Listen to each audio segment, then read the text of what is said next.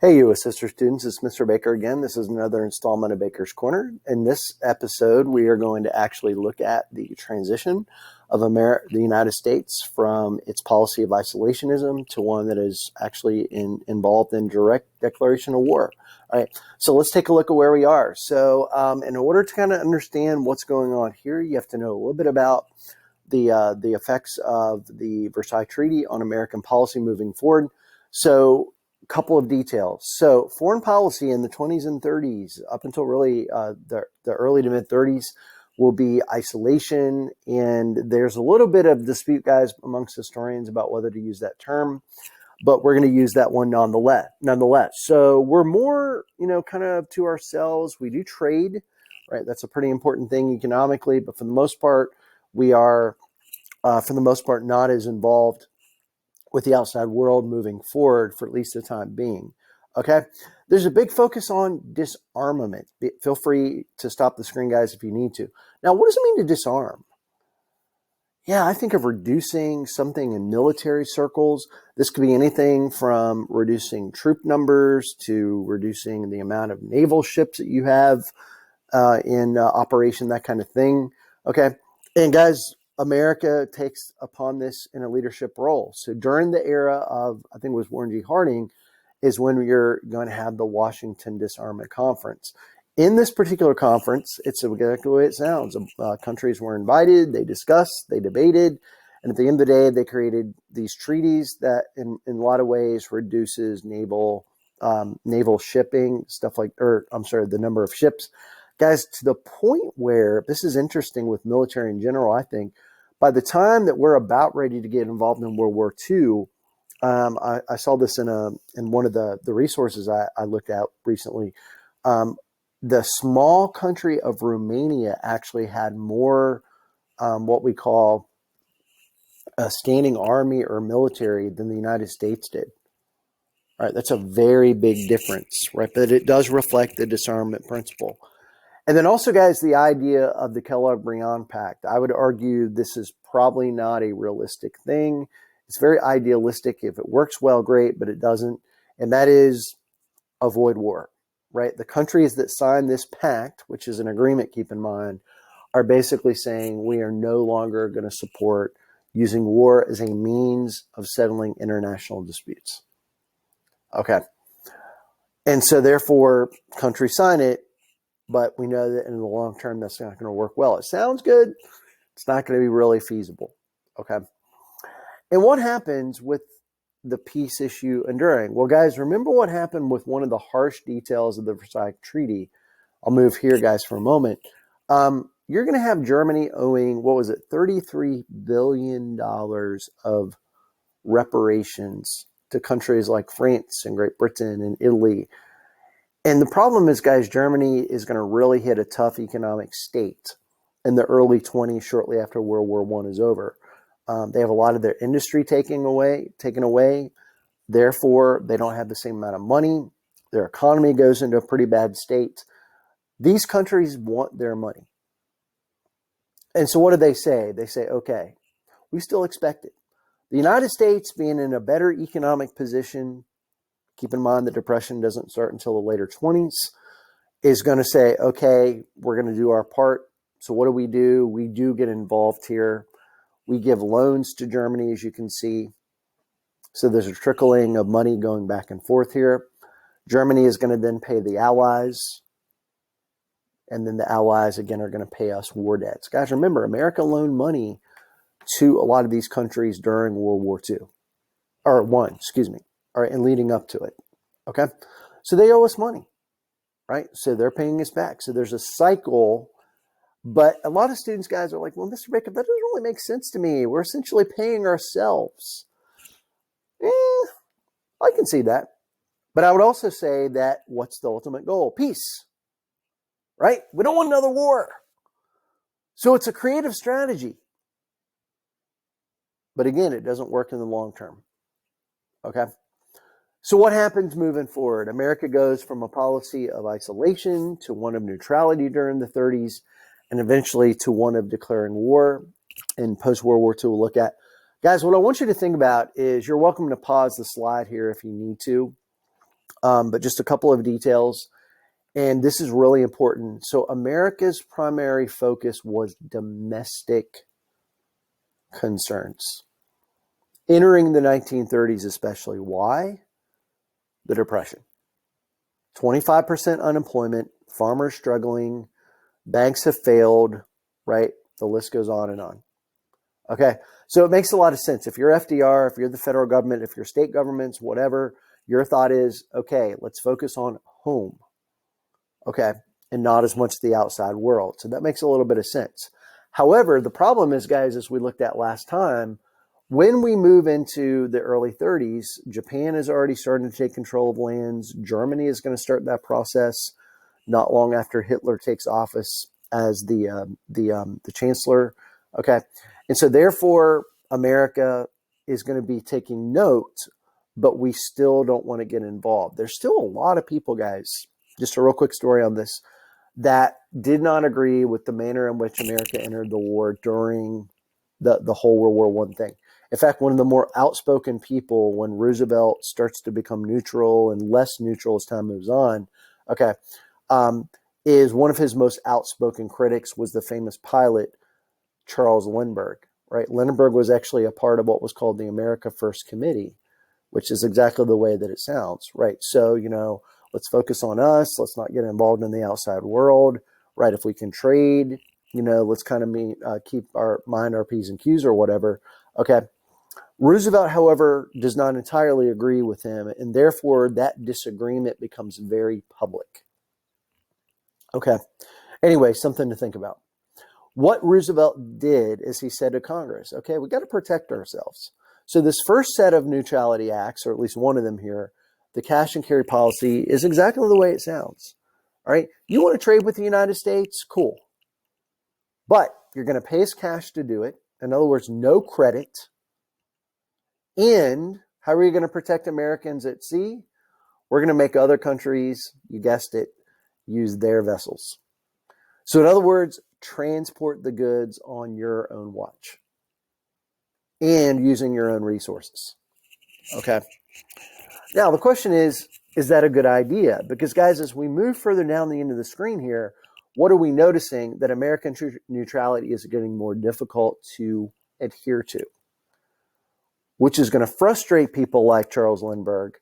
But Roosevelt makes the argument, guys, as we'll see here in a second, that a more protected Europe is in America's best interest.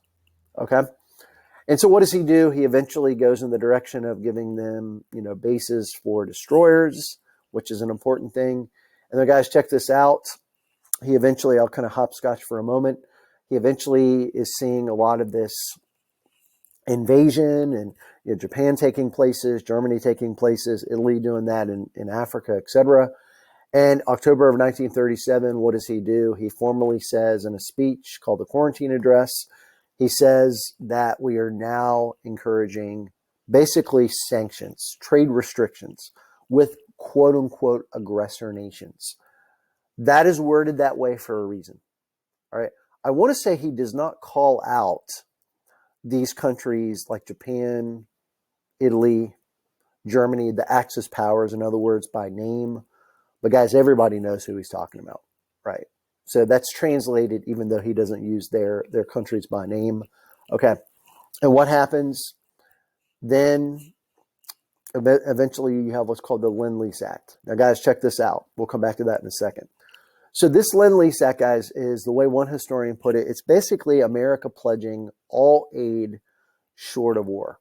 So we're basically ditching the cash and carry policy. And we're saying to Britain, we're saying to the Soviet Union to an extent, we're saying to Australia, other parts of Africa, India, you can see, etc. You know what? We don't need your cash. Take it. We'll help you. All right. We'll settle things later. In other words, and guys, it is extremely important to understand that a lot of you are like, Mr. Baker, I know a little bit about the world history. Soviet Union, guys, you got to remember, I mean, Hitler is going to be invading the Soviet Union, so he and Stalin are not exactly on the same page all the time. And there is going to be, a commitment to Stalin fending Germany away, that kind of thing. We looked at that in our last session. Okay. So leading into the early part of 1941, it's kind of, guys, I think it's safe to say the handwriting on the wall is that America is going to join this war.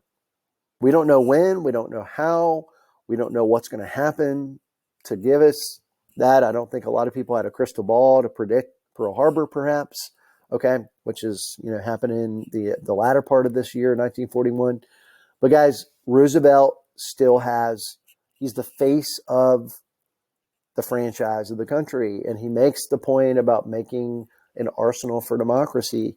That's a key expression, a lot like Wilson's, peace without victory, stuff like that.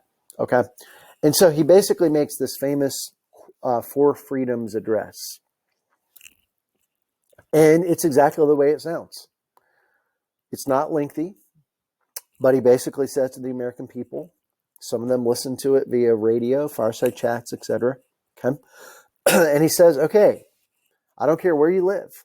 You can live in America. You can live in the Western Hemisphere. You can live in Europe. You can live in Asia, Africa, right? Australia, doesn't matter. You should have expression. You should have freedom of religion. You should have freedom from want.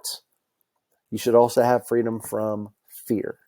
Now, my question, guys, for all of you is why identify these four things? It's purposeful. The first two things, where do we find those two things? Those are civil liberties. Those are in the First Amendment: free speech, press, assembly, petition, religion. Not in that order, but they're all there. Okay? So that makes sense, right? He's trying to kind of say, hey, our founding kind of supports this. What about freedom from want? That's interesting. Economic want. Okay? If you've ever heard of John F. Kennedy's vision for the Peace Corps and helping out the world outside of the United States, there's a lot of connections to, guys, what's going to happen down the line with America's role in the world moving forward. It's kind of a neat little speech to consider if you have time to read it. And then freedom from fear. What does this deal with that relates specifically to the Axis powers? Japan, Italy, and Germany. Totalitarian regimes. Fear, strong rule, okay? Those are all things that a lot of times compromise people's rights and things. Ergo, putting, the fear into the people to follow suit, that's not going to be something that Roosevelt sees as a positive. Okay? So he sets the tone with that. Doesn't mention them, but I think he uses the expression, guys, in that speech, if my memory serves me correctly, belligerent nations. Everybody knows who he's talking about. He doesn't have to say Japan. He doesn't have to say Germany or Italy, amongst others, but those are the big three. He's going to say, okay, you're acting in a way that does not support a good worldview. And then what happens? August of 1941. So we're moving forward the clock about 7 months. He has a hush-hush meeting with Winston Churchill. It was not public. Okay. They talk about American goals, British goals, what's going to happen when the war is over, that kind of thing. What should be the goals moving forward? Okay. Now, guys, keep in mind, Churchill, I read a story about this. He's maybe one of the 5 or 10 best diplomats of the 20th century, maybe ever. So he's got to keep his tongue, or bite his tongue. He can't tell people. But what is this a sign of? That FDR is leaning toward supporting the Allies further. But again, pressure. Lindbergh, other critics, that's when we eventually have the famous day that lives in infamy. Pearl Harbor, December 7th, 1941. Tons of great stuff out there, guys, on YouTube to watch. Just a quick analysis of this. Okay. But what happens? The Japanese attacked. A lot of the resources I've came into contact with seem to suggest that we knew about something, whether or not it was exactly where. I don't know if there's 100% clarity there. But again, guys, there's a lot of talk. Does it need to be a direct attack? Does it need to be a direct thing rather than just an intent? Okay. And so when this happens, what happens the next day? FDR gets in front of Congress. We'll read this together briefly. And he makes his famous address that we call his war speech. Oh yeah, kind of a neat little thing. Why does he use the term "day that lives in infamy"? It's an interesting story. Just really quick before we read his speech here. All right, or I'm sorry, the Declaration of Congress. Okay, but he said at first the research guy shows that that was that infamy word was not his original wording. It was actually the day that will live in world history. And guys, the way I've read it is that he actually penciled through world history, and actually put the word infamy instead. I guess it sounds better. It sounds more complete. Ergo, it worked. The same day Congress agrees, they create this joint resolution. Now, guys, as we read this together, you're welcome to pause the screen if you want to read it to yourself. But I want you to think, okay, a couple of things. First of all, we're like, oh, it declares war. That's all we need to know about it. Okay.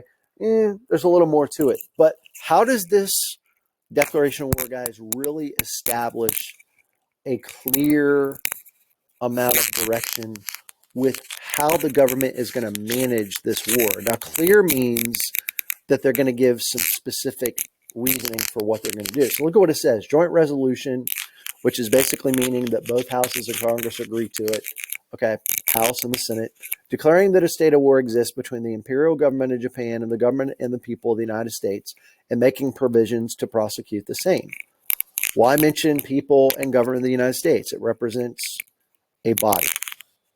But look at what it says next. Whereas the imperial government of Japan has committed unprovoked acts of war. And there's debate on that, right? When we cut off trade with them, we stopped trading oil and steel and different things like that. Is that provoking them? Well, in the case of the Congress, they're like, that should not be the reason why. Was it calling them belligerent? But according to the Congress, like, no. But they provoked it. Therefore, be it resolved by these two parts assembled that the state of war between the U.S. and the imperial government of Japan, which has thus been thrust upon the U.S., is hereby formally declared. In other words, Japan, we are formally telling you that we are now in a state of war. But here's where it gets into, guys, the direction. And the president is hereby authorized and directed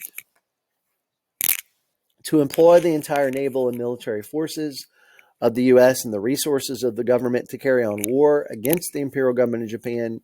And this is interesting, guys, and to bring the conflict to a successful termination.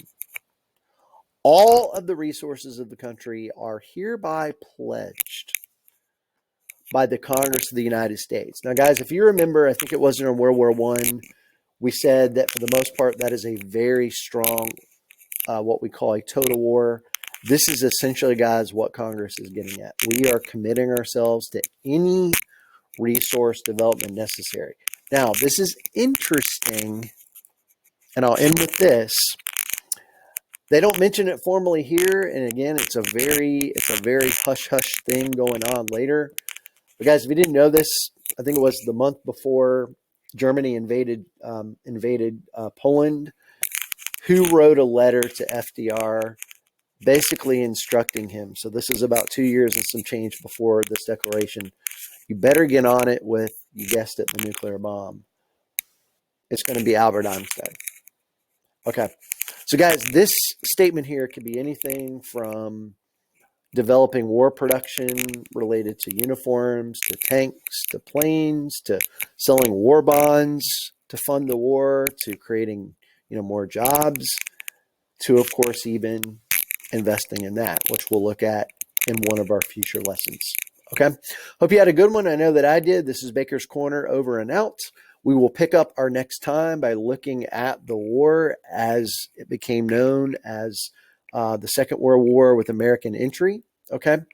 And we will pick this up next time. As always, feel free to email me with any questions, thoughts, or comments. And I hope you had a good session. Take care and be safe. Bye-bye.